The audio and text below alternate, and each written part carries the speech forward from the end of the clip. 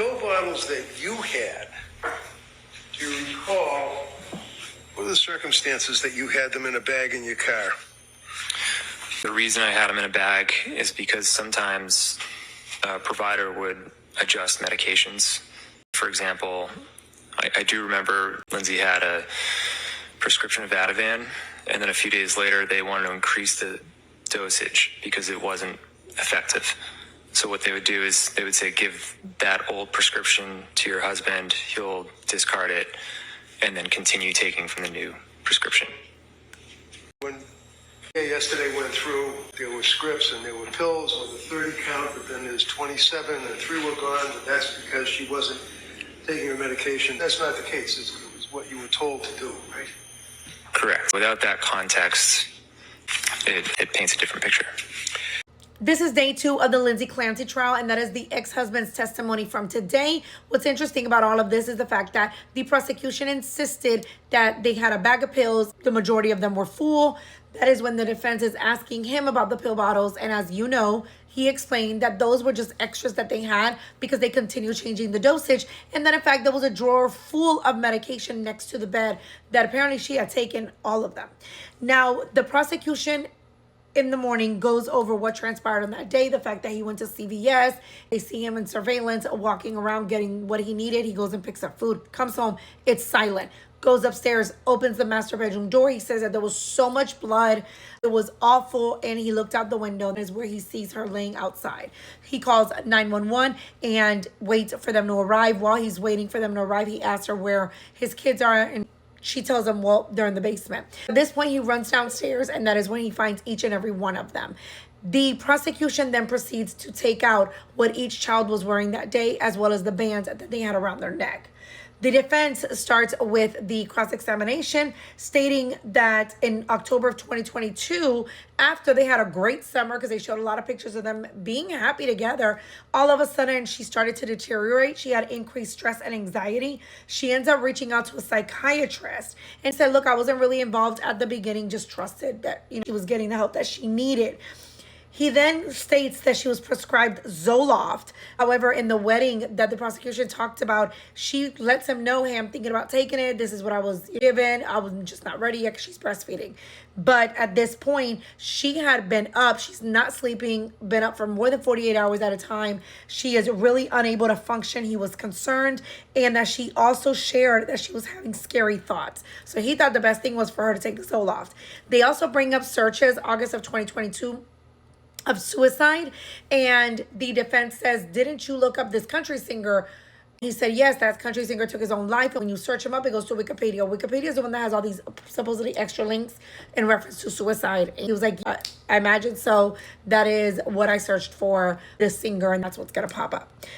They then talk about the fact that there's a lot of rumors going around, and I've seen it myself in the comments, where they're saying that she was doctor shopping to get medication. Her husband says absolutely not. In fact, the only reason she ended up going to a second doctor because the one doctor or nurse practitioner she was working with ends up leaving the practice. So she stays in the same practice and is assigned to someone else. They then talk about the medication and the fact that we already know she was in fact taking her meds. He said, look, it appeared that she was getting worse. They were affecting her negatively. They were not helping her. She was not getting better.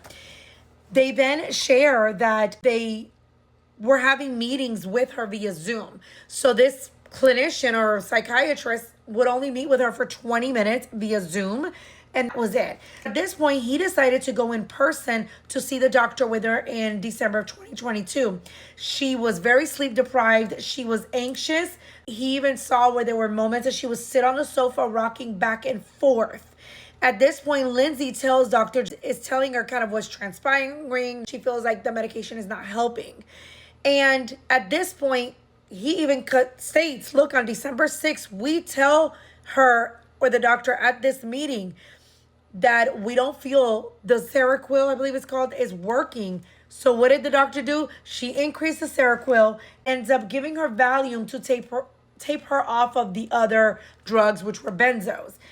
The defense says, was she addicted? Like, was she taking drugs? She was not at all addicted to any type of drugs. They did that for essentially the side effects. After the increase happens, she ends up getting even worse to the point that she decides to go to the Women's Center for Behavioral Health mid-December. He drops her off and he goes skiing with their daughter.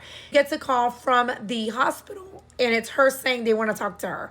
They wouldn't allow him to talk or say what the doctor shared, but it seemed as if they were concerned the amount of medications that she had on her system. They felt that it was in the right place for her because she was so medicated.